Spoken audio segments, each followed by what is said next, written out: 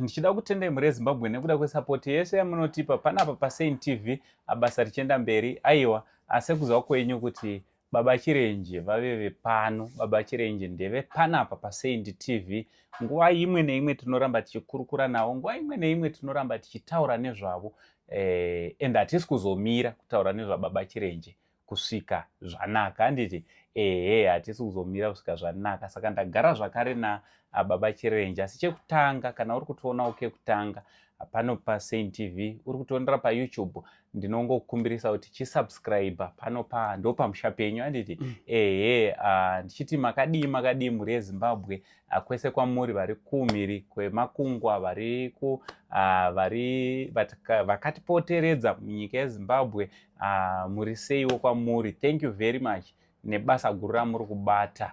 Baba Chirenje, makadii zvenyu? Ndinofara baba wangu, makadii? Tinosimba. Tinotenda nhasi mayazondoona ndaka aiwa apa tinotenda Mwari wakanzwa minamato yedu panguva yamakanga muchisinganzwe zvakanaka. Pamakunzwawo sei miro? Aiwa, inini ndasimba zvakanaka. Ndoda kuti nditende vana vangu vakomana nevasikana vari kumhiri kwemakungwa, vakomana vane nyina. Ndokutenda mhuri yese yeZimbabwe nevari muAfrica vese nesapoti yavakandipa, whether financially, maprayers. Ndakasangana nevanhu vandisingazivi vachindinamatira. Saka ndinoda kuvatenda vose ndinoda kutenda. I cannot mention you by names, but I want to thank you. I am back, I am strong. Vafundisi nevaprofita vaitaura mumamedia vachiti zvoChirenje wafa, aiwa, vanofanira kundoona today kuti I am there, handina kufa. Chirenje haasi kufa zvamai manje. Aiwa, haasi kuzofa. VaChirenje vachiri vapenyu. Yes. Aiwa, tinotenda. Baba Chirenje, ndoda kuti tibate kubva takaona muchiita video kune imwe media muchiapologize video ramakaita nechirungu. Muchiapologize muchitaura mashoko akandirwesa nehana. Takatozoita commentary inini, Kelvin Billiot naMana Sibanda, tichitrai kuda kuanalyze zvaiitika pavideo. Inini ndikasvika pakutaura mashoko ekuti Baba Chirenje havana kuzviita nemwoyo, zvaiva nekumanikidzwa. Tichitarisa edu maonero evideo iroro. Ndeke chingani muchiapologize pavideo iri? Oh yes, ndaapologize iro rera rechi5 zvine chimanikidzo. Muchingoti sorry? Ndichingoti sorry, pasina chiri kubuda. Toda kuti mutaure Baba Chirenje, vakakuteererai, vanokusapotai zvakanyanya. Video riyari yamakariita zvichibva pakadzika pemwoyo, ndimakadaidza vemedia here kuti uyai ndine mashoko andoda kutaura ekuapologize, kana kuti makaita zvekutumwa? Kwete, ndakatumwa kuti ndiapologize. And a little did I know kuti mukomana akauya kuzonditora video iyi, he was biased. And aikanga tenge iri project yana Mandishona Prophet, Henry na Chipunza. Nokuti tiriko ikoko, akatotaura kuti iPhone yangu yaputsika, ndibhadharei. Vakabva vamubhadhara, akabva azoposta chinhu chayanzi chiposta, akabva aposta. Pane mumwe akatozoya pano achitokublamai kuti vana Saint TV na Chibanda na Billiot vaita counter attack. Ndakati ivo zvavaita counter attack izvo zviritori correct, nokuti inzwai statement yanyorwa nemukomana uyu. Ndizvokunyepa, ndizvokupembedza muvengi, zvisina chokwadi. Baba, mushure mekunge maapologize, isusu takazoitawo post takati hatikwanise kuuya kwamuri kana zvakanga zviri izvo zvamakanga madecida kuti munge muri munoapologize kechi5. Takadecida kuita video redu ratakaita, it's on record, it's here on Saint TV. Zvadaro tikatirega timirire tizonzwa kuti iprogress ipi yaitika, chero zvazvo Chirenje apologize for the 5th time. Mungada kuti tsanangura kuti after that apology yamakashuta muchipraise Bishop Chipunza, mukati is a man of God, vanhu ngavanonama, the grace is grace. Ndakavhunduka. Mukakutokurudzira vanhu kuti vanonamatirwa ikoko. is true, I said that. But ndakanga ndavimbiswa bread and butter. Ndine vana vari musango as I speak to you. Ndine mukadzi anotambudzika. Unoziva kuti vakadzi vanotambudzika kana nguva dzavo dzakwana. Mvura netoilet pa next door. Panapa hatina mvura, hatina toilet. Saka ndakaita chinhu chiye ndichifunga kuti mangwana ndinovhurirwa chi door. Vana vonge safe, mukadzi vonge safe, upenyu hotanga. Saka imimi makutongoita zvekudiwa kuti munge muri munodzokera mumba umu. Yes. Ndo zvakaitika ipapo. Hapana chokwadi chiripo. It was not from your heart. No. Never ever. Baba Chirenji, ndinoziva kuti mumwe neumwe ane zvinhu zvekuti zvikaitika izvozvo anoita zvinhu zvichibva pamwoyo zvisina kutumwa. Imimi ndezvipi zvamungati inini mukandiona ndakudaiwo ndinenge ndakuita zvabva pamwoyo, ndinenge ndaitigwa chakati nechakati nechakati. Saint TV sekuru venyika musi wavanondivhurira dho iri gediri anditi I will speak out my heart. Ndinokutaurira izvi pasi pemwoyo chaizvo chaizvo ndakamira papavement mukati umu. Asi elsewhere ndinongotaura zvamandituma kuti nditaure. Zvamuri kuda zvinokufadzai zvinochenyura zita renyu rinonzi nemumwe mutauri rakanga raita covid saka you want it to be sanitized. Alright. Baba makapinda mameetings akawanda. Yes. Mungatitsanangurira kuti iye zvino after paitika maita public apology iyaya makazoenda here kune imwe meeting and what was the outcome? What's the way forward tichibva pano? The most interesting meeting yandakaita, it was a full house meeting. Alright. Yakanga yakokwa na Chipunza hama dzavo. Pakanga pana Dr. Chipunza, I cannot name him by his name. Panga pana Chief Chipunza, alright, his brothers. And he said before them, I have forgiven this man. I don't need anything from him. Alright. And I'll do everything possible to make sure he's back into this house before the first rains. Alright. So pane chiprofita chakauya. I was part of this other meeting. Yatakazoita video ininem. I think it was the first apology. Yes. Yamaka offer to Bishop Chipunza. Yes. Paivane takadano na vanonzi Prophet Manchoni. Ndizozo. Vachiti vakanzwa Mwari. Yes. Vachiti vakanzwani Mwari panyaya iyi. And vakataura mashoko akanaka. Vakati Chirenje ari kufanira kuti awane imba iyi back. Ndo zvandanzwa Mwari kuti vachidi vachitaura for free. And I'm going to be mediating. Yes. Mungada kutsanangurirawo here kuti mediator wenyu pakati penyu na Bishop Chipunza kuti vave papi nenyaya iyi. It's pathetic. They are running up and down. Okay. Vachingoita finger pointing. Because zvamandishona vari kuti ndakaburiswa muchinhu ichi nemhuri yekwaChirenje. No, mhuri yekwaChirenje haina kubuda. I was on my deathbed. Ndiri pastretcher.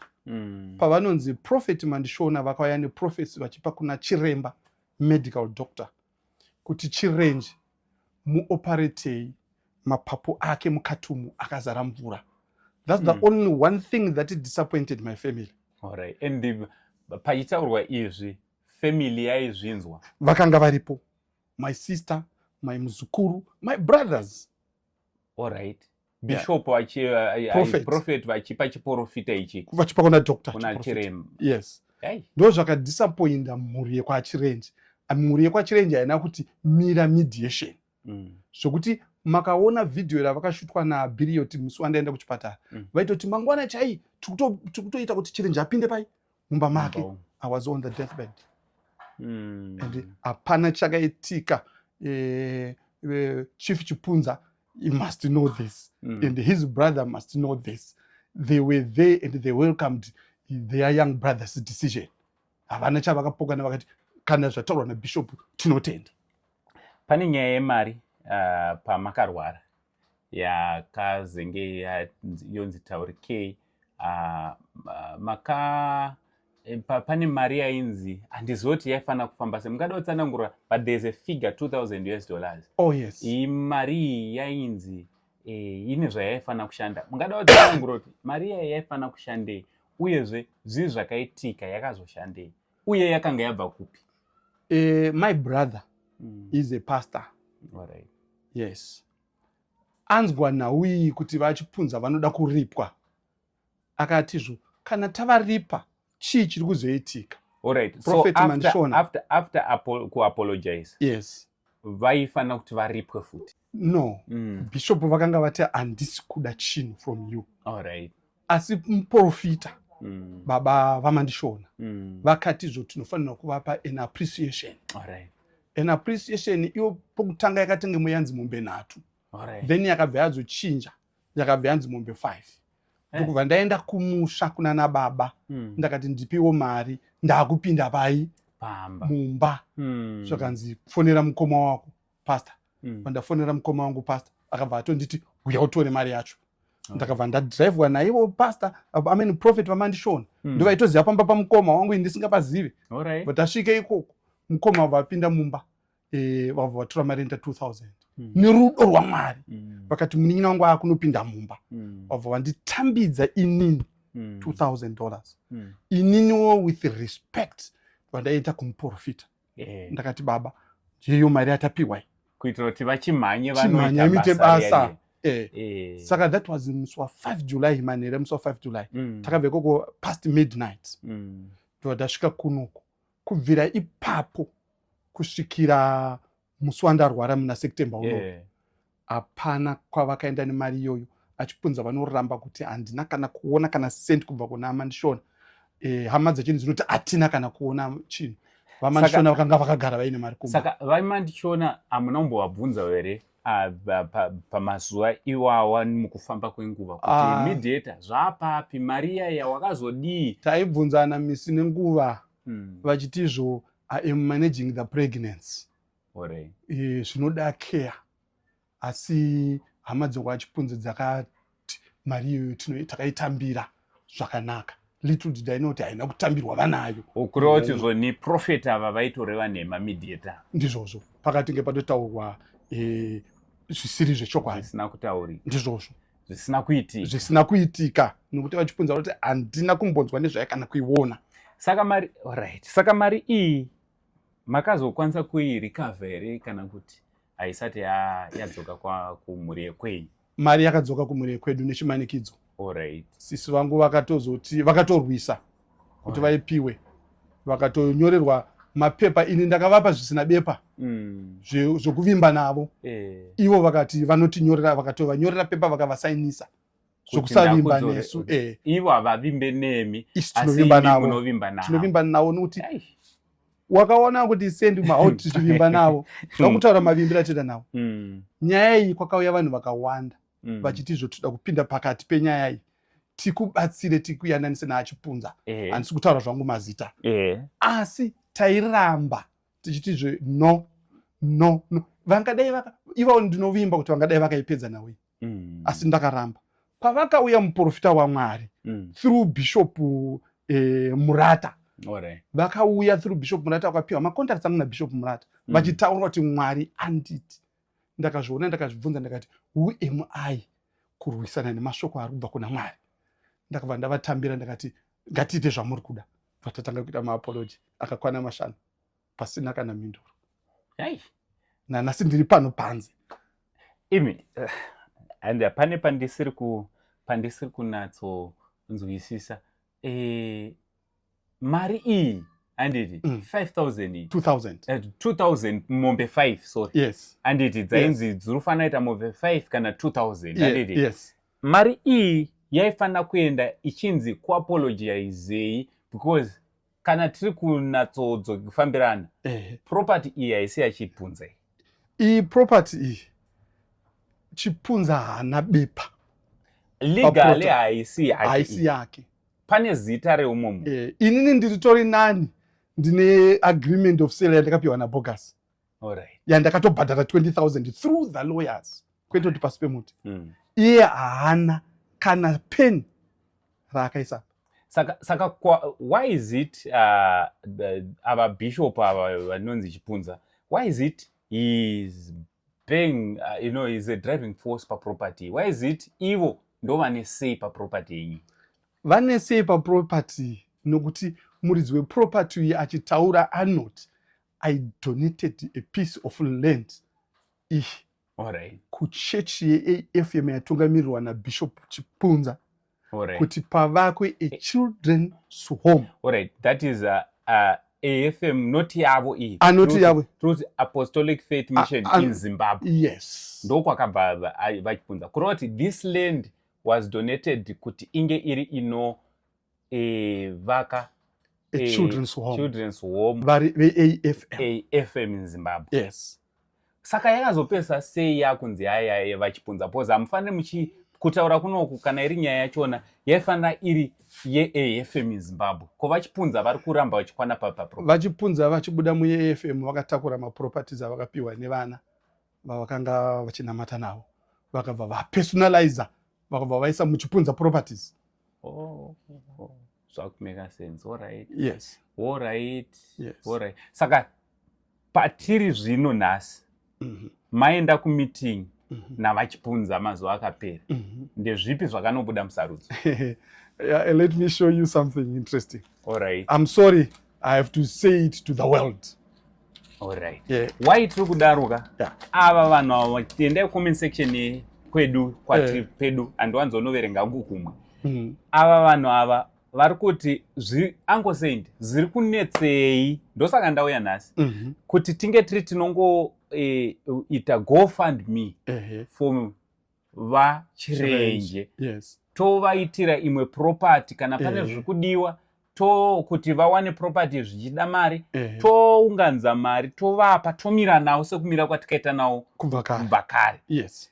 Tamira navachirenje vokwanisa kurecover this property. Number one. Number two, kana zvichitonetsa kuti property vairecover totengera edu vachirenje another property somewhere. Kuti vasagare ivo nevana vavo nemudzimai panze tichikumbira toilet for 4 years. Muri kuona patiri kureva. So that's inini ndiri kuuya ndakamira panapa. Ava ndo vari kundituma, ndo vari kutaura zvamakaona nemi vachinyora vega kuti ngatiitei GoFundMe nyaya iyi tabva nayo kure ipere. Alright.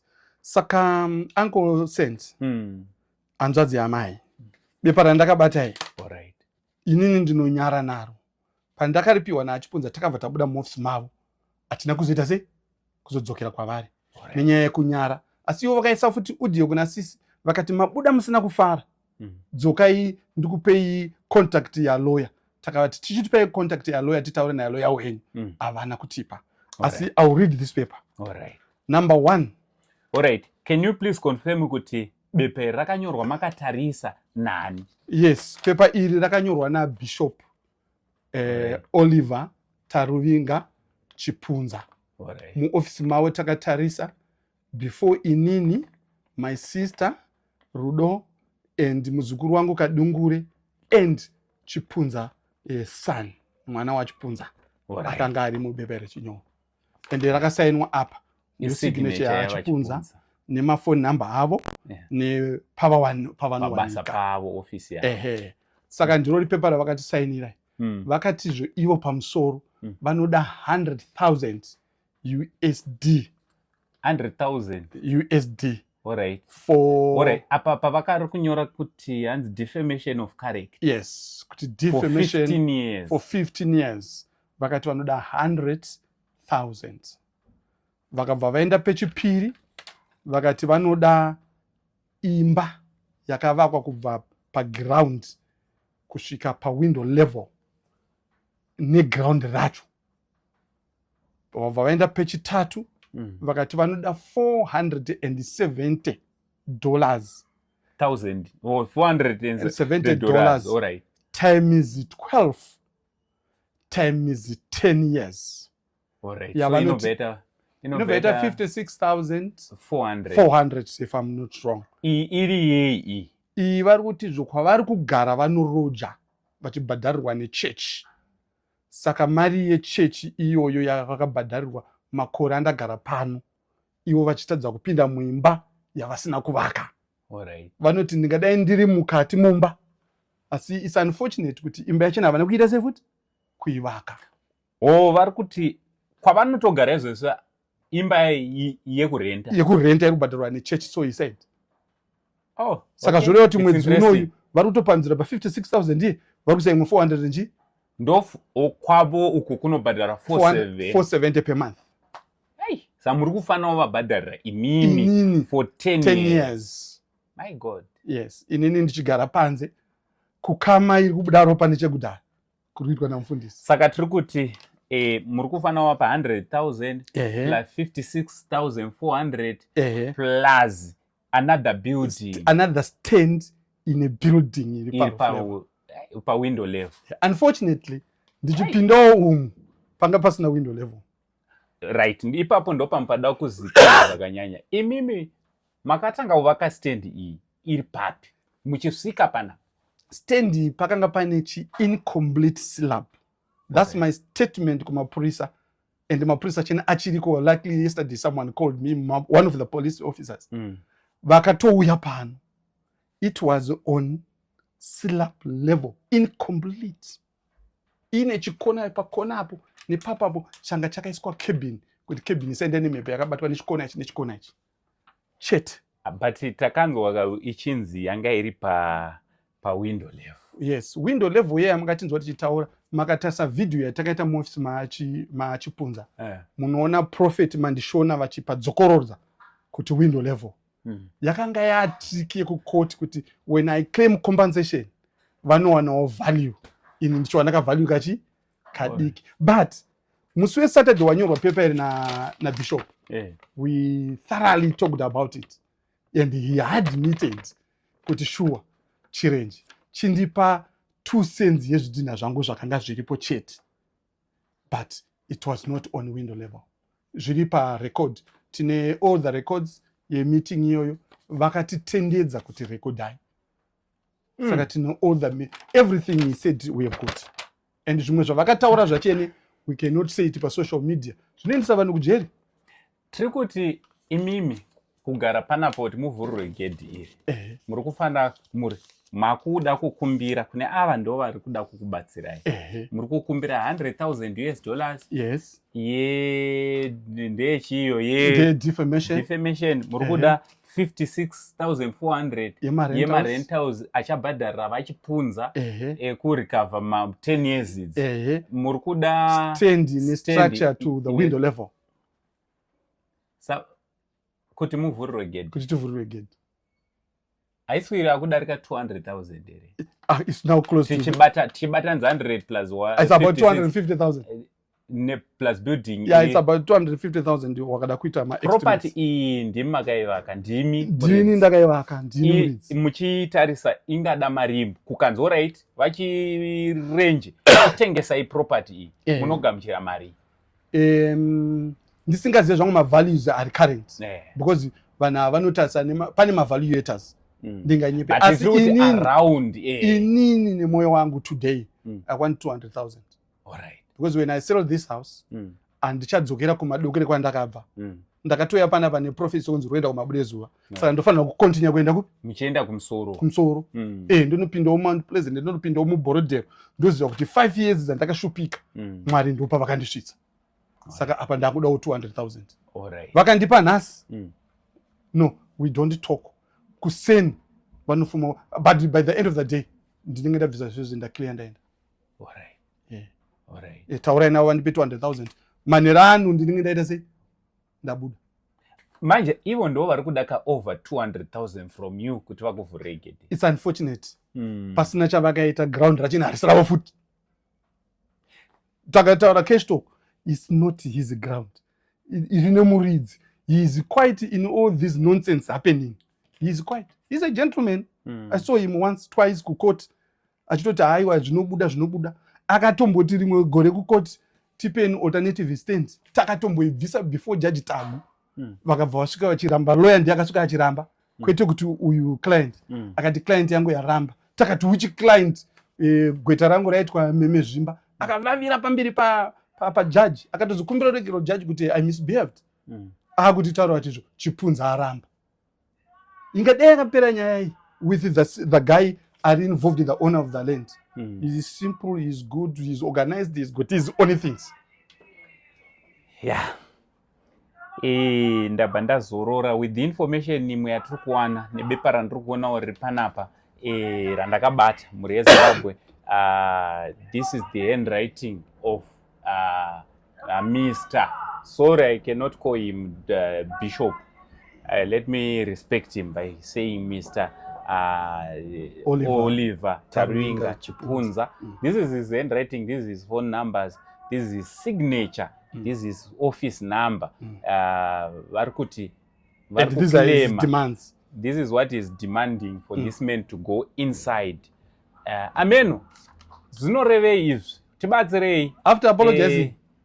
Tibatsirei. Yes. Tibatsirei. Mr. Chirenje, vanayo proof yemashoko akanyorwa akaiswa pasi. Unobva wapera strong. Indauya panapa ndichifunga kuti tichaudzwa progress yekuti vachatitaurira kuti aiwa mapepa kana vari kufambisa mapepa kukoti kuti munge muri munovhurwa panapa. But it's very unfortunate kuti hazvisi kuita so kudaro. You know, Uncle Saint, at one time I told my sister, kuti, sister, Uncle Saint is like a prophet. All right. Na Chibanda. Vakaramba kuita video mu office vamandishona. Vakati this video is not straightforward. It won't yield anything. Vakamanikidzirwa vakaiswa pachimanikidzo varume vavira. Vakaita video. To keep it for over a month or 2 months. Vachiramba kuiposta. Inini ndakaenda down on my knees ndakati, gentlemen, makutodelay ya destiny, post it. Vakati kana mati daura achirenji, takuposta ubva vaiposta. That was the first video. But I got nothing. Kusvika pavideo rechi5. Ndakabva ndaita rimwe rechi5 ndora maita razobuditsa izvi.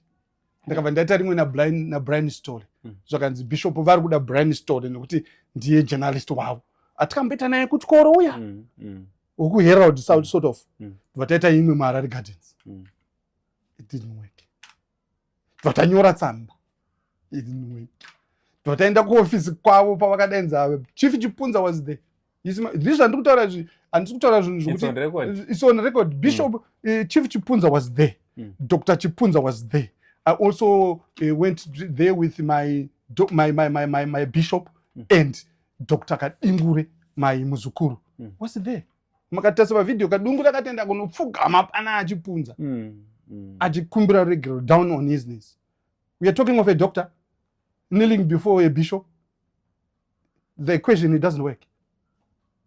But because we did this thing with the heart yekuti vana nemadzimai vanowana pokuita se pokugara, wakaona bishop, wakaona doctor akunopfugamira bishop, they must be a question.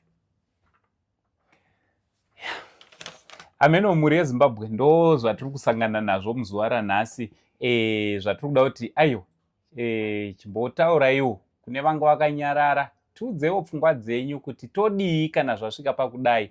Imari yatingakwanisa here kuti tinge tinounganidza, tichiunganidza kuti tiende mumaoko avachipunza vanova vasiri zvakare legal owner of this property, who is demanding mari, mafigures are outrageous, mafigures ekuti anodarika even the price iri kutaurwa, estimated price iri kutaurwa na Mr. Chirenje iye yekutoti vakatengesa property iyi mari yacho haitokwane kuti vange vari vanoripa zvakare kuna baba Chipunza. Ameno kuti munozviona sei zviri panapa. Imuchinyorawo comment section zvamunofunga. Don't forget to share this video. Zviri kutoitika mufunge mumakoti muchiona varume vachifamba vane matumbu, vane mhanza, vachidi ndebvu dzakakura. Ndo zvinenge zvichitofungwa zvimwe zvachona. Vanenge vachitofunga kutoti tikashandisa mukana kunge tiri tinowana zvatinowana kubva kuvanhu vari kutambudzika. Chirenje currently kugara panapa hakusi kuda, kutotambudzika. Ende kutambudzika ari pagedhi pegedhi raakatoisa. Iri gedhi randakatotenga. Muri kuona, zinorwadza. Still vari kudhimandiwa kuti vange vari vanobhadhara mari iri kukunda price yeproperty iri panapa. Amen, munozvoonawo sei? Isu tangouyawo kuti tinge tiri tinokurukura navachenje. Tanga tichida kutonzwa kuti vachirenje vachatiudza date kuti ana angosendi chiuyai makasunga matai, chiuyai makageza, zvenyu zvekuuya kunoku musina kugeza ana angosendi hazvisi right. Uyai makageza date rakati. Tanga tichitoti ndichabata ndine munhu akati ati musi wamunodzorerwa property ada kudresai. Imi namai muchapfekedzwa hembe dze more than 200,000 $200 US, mai $200 US dzamuchange makapfeka. Saka tatouyawo ini akati achandidresawo, tatouyawo kuti tinge tiri tinodi tinonzwa kuti tichadresiwa rini. Asi hazvisi kupera zvichidaro. Hazvisi kupera zvichidaro. Every day they've got a new thing. They promise this thing, tomorrow they've got another thing. Inini ndanga ndichida kuzoita interview. My first interview, I know kuti vachipunza muri kunditeerera. Makanditi ndakatora side, it's fine. Ndakatora side. But I'm going to offer vachipunza. Yes. And I'm going to offer him an interview. Yes. Which we are going to be yandichaita now neutral grounds. I won't come to his office. I'm not going to his office. Inini handiuye kuoffice kwenyu baba. Munouya kustudio. I'm offering you kuti toenda kustudio tononatsotora video high quality video different from atongoitawo nawana chirenje. Imi ndodaita nemi high quality video. Togara pasi mumbonadzotsanangurawo side of the story renyu. Also Bishop Vamandishona Prophet. Yes. Ndiri kukumbirawo zvakare an interview with you. Motaurawo side renyu kusvika patiri nhasi. Kuti tinge tiri tinonatsonzwisisa semhuri yeZimbabwe. I know makamboti tena down kakawanda mainterviews. Munopa zvikonzero nekuva munorema stereki. Chitumira vanhu kuti vataure nesu senge musingataurike nemi. Mwari chaichaiye akatondikoshera. Tinotaura naye direct. Imimi munoda kuva nevanhu vekuti ndopaunoona kuti varume musadaro. Uyai tikurukure, uyai tigare pasi, motaurawo your own side of the story. Kuti muri kukwana papi, especially pa this whole chirenje issue yekugara panze. Why list your names are not small names? Your names are not on this property. Yes. Mafungiro angu. I agree with you. Ango sendi. Indiri sekuru wevanhu. Nemi vachoona muri vazukuru vangu. Musabatikane kuti mchinda uyu. No. With all due respect, ndipe interview nemi Bishop Chipunza nemi Prophet Mandishona. Tigare pasi tinatso. But I won't come to your offices. Don't never ever make a phone call mchiti uya office. No, ndiri sekuru wevanhu, ndiremekedzei. I'm more than that. Ava ndo vanouya kuoffice kwenyu because vane hope yeproperty.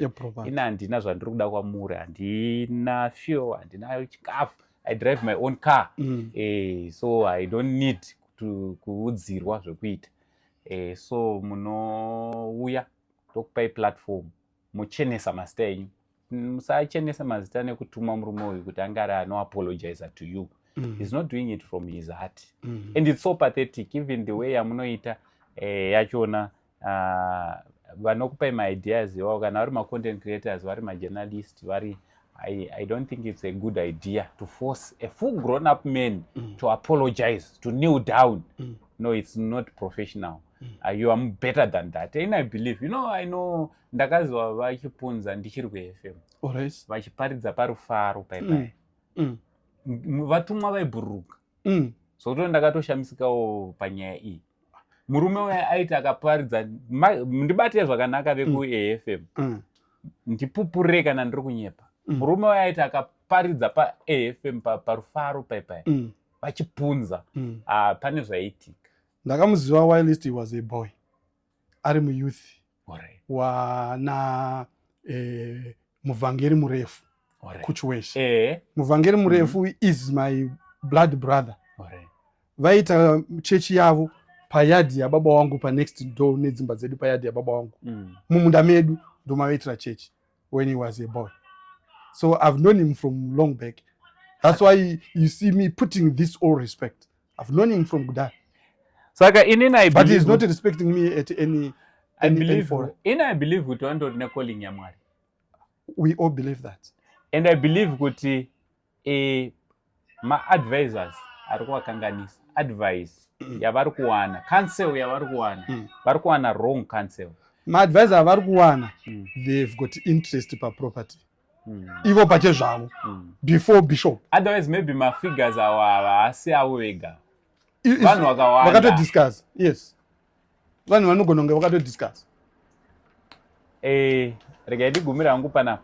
Ndataura zvakawandisa taona rimwe side of the story.